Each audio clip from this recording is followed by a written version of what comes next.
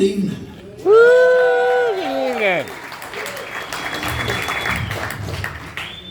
I've never been to Fall River before. What Welcome. a lovely town and what a wonderful room. Wow, I'm so thrilled to be here.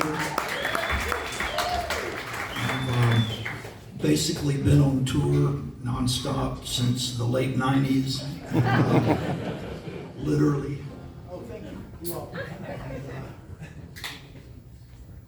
I pride myself on playing all the big cities and as many of the small towns as I can. And every now and then you come in one of those rooms and you think, wow, this is a little treasure, and this is what this is here. So thank you all for that. Thank you, Pat.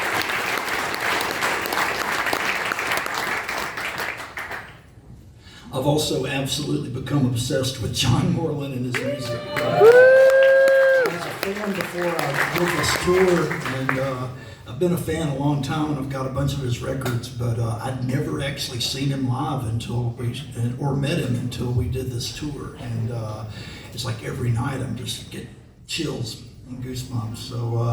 So thank you, John.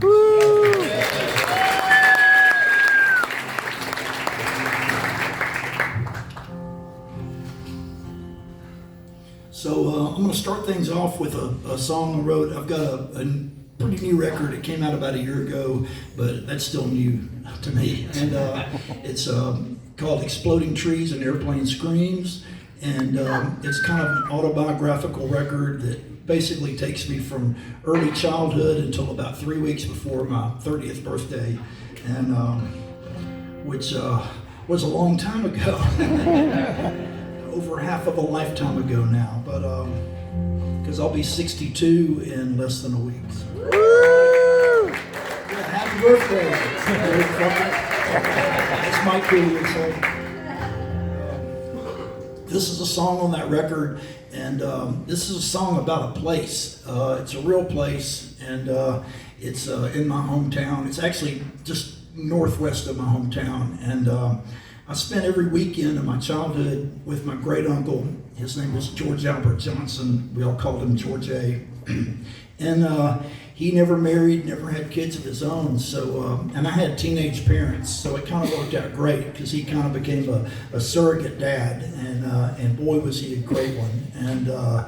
And he drove trucks for a living for International Harvester, and he would deliver new trucks to the dealerships all week, and then he'd take a Greyhound bus from wherever the last delivery was and to Florence, Alabama in time to get me after school and take me out to the farm where he lived, which was the family's homestead land that's been in my family since the 1840s. And a lot of that land's been sold off now, but I do have a cousin that still lives on a really particularly beautiful part of it. And back in the old days, to get there, before they built the highway that was like a shortcut, you had to go down this really creepy road called Jackson Road, and you'd go.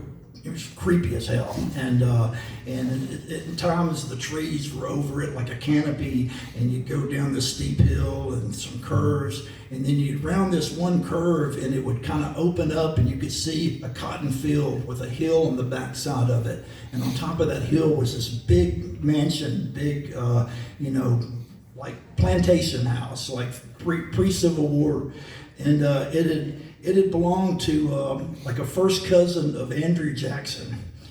So he was just a total piece of shit. But when I was about 2 years old, a cluster of lightning bolts hit that house, and it exploded into flames and was gone within 2 minutes or 3 minutes or so, just completely gone, except for the columns, and the columns are still there. So now if you go down that creepy road, there's just these columns. It's like a ghost mansion, and it's called the Forks of Cypress. Twilight in the fields and the rains came pouring down. I waited for your call and drove back into town. Blood red and golden leaves were falling to the ground. Cinematic wet streets reflect the clouds. And wait until morning and I will meet you there. Even when it's storming, there's sunlight in your hair. I'll bask bask in your splendor and your scent upon the air, past the forks of Cypress.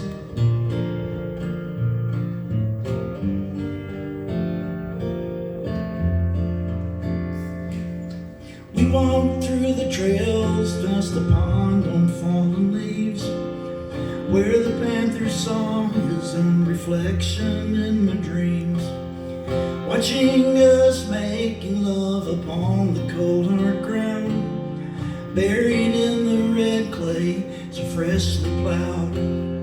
Threw my coat into the back seat and I drove into town, past the forks of Cypress, the road that wraps around the bottom line, one-lane bridge before the new highway. New up built along the coast that paved the way.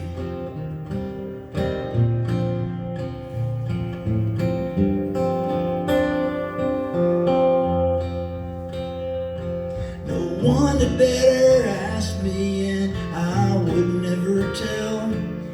Something so forbidden, I'll carry it to hell, then burn it down there with me, with the lips that speak profane. Love that burns as hot as my secret shame. Falls that lead to winters, into springs and summers green.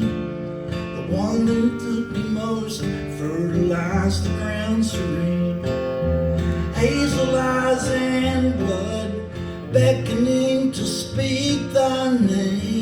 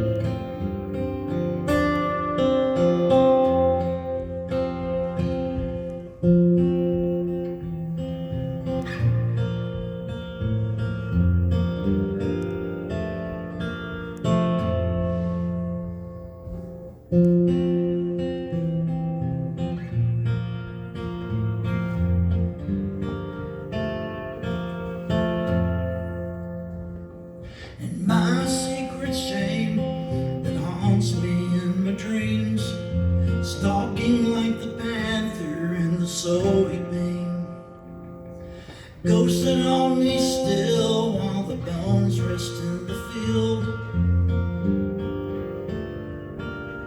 past the forks of Cypress, past the forks of Cypress, past the forks of Cypress.